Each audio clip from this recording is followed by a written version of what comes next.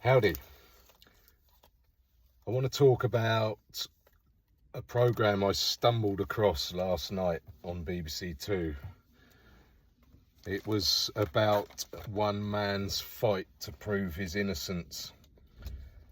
This chap was convicted of a violent rape against a woman,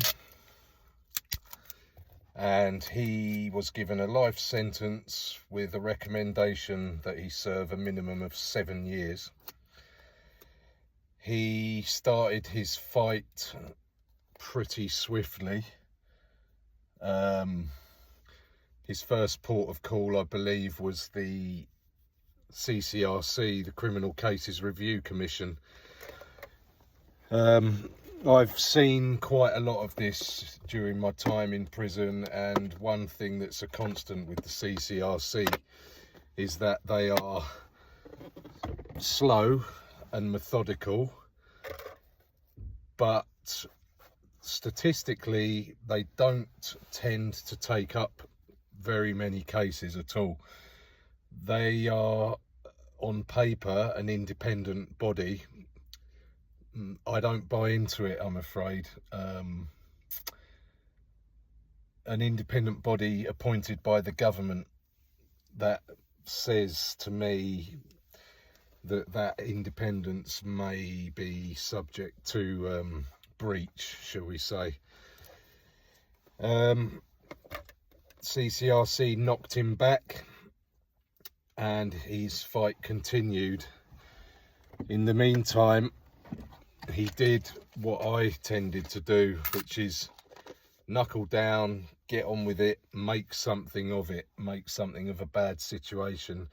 He ended up with a degree in, I think it was physics and maths.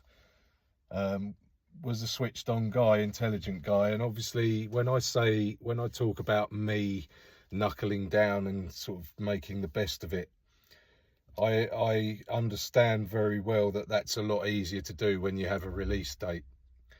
This guy didn't. He had a parole date, and this is where things get really complicated, and they did a lot during my first sentence. I spent a lot of my time in Swaleside, surrounded by lifers, and it was one of those things that's talked about by prisoners through the system,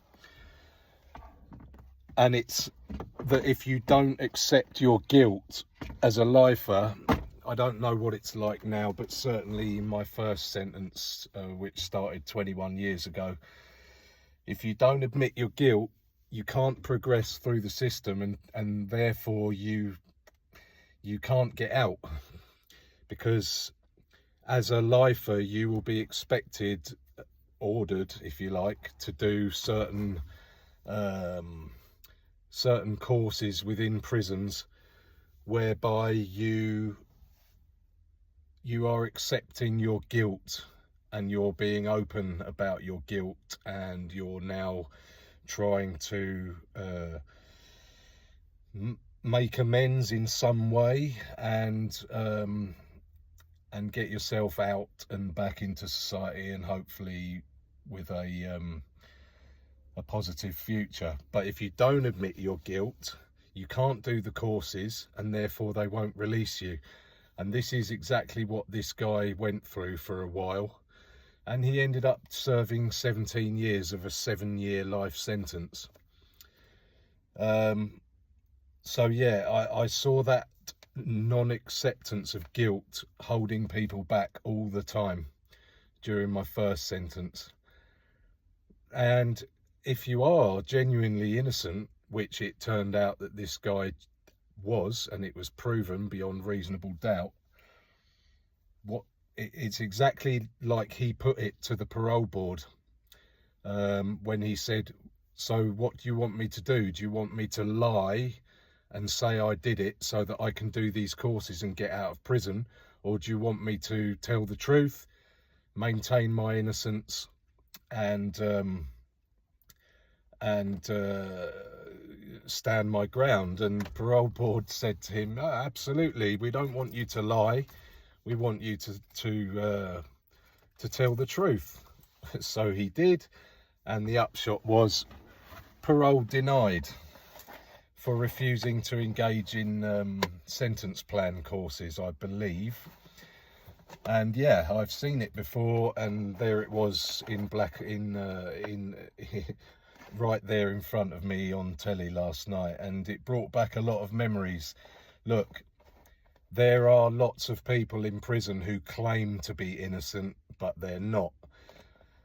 The blurry lines part of it is that they may claim to be innocent of exactly what was said in court, but that doesn't mean they weren't innocent of the crime. Two different things, I guess. But for this chap, genuinely innocent.